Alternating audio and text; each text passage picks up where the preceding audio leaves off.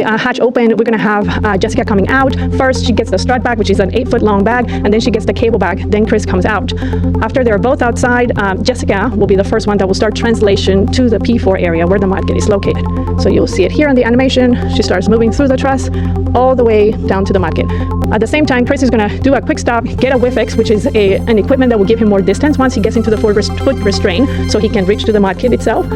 Once they get there, they're going to cinch down the bags, and then they begin the installation. So they start with the mid strut, and then Jessica gets the other side, the left mid strut and the lower strut, hands it to Chris, who's already on the foot restraint. Then Jessica goes around, and Chris will then be turned so that he can be facing on the other side of the canister, where he will start now working with Jessica to put the mid struts themselves. Okay, so here's where they bolt the second mid strut. And after that, the whole assembly of the mudkip is now completed with the cables that will be required for later on.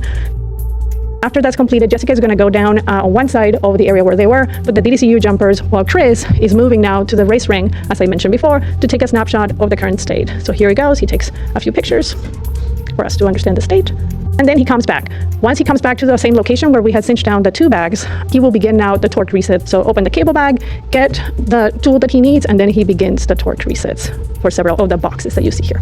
Once that is completed, Chris is coming back to the airlock where he starts doing the microorganisms. So you can see that he has the canisters on his side. He brings in the tool, he does the swabbing, and then he puts it back into the tool. At the moment he puts it on the tool, it locks in the sample, and so he goes for the next sample.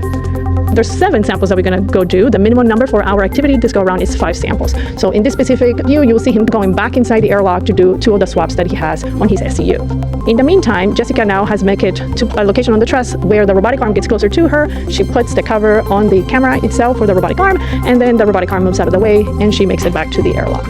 And here you see Jessica putting the cable back inside, and then back inside the airlock for the end of our EVA. And that will conclude EVA 94.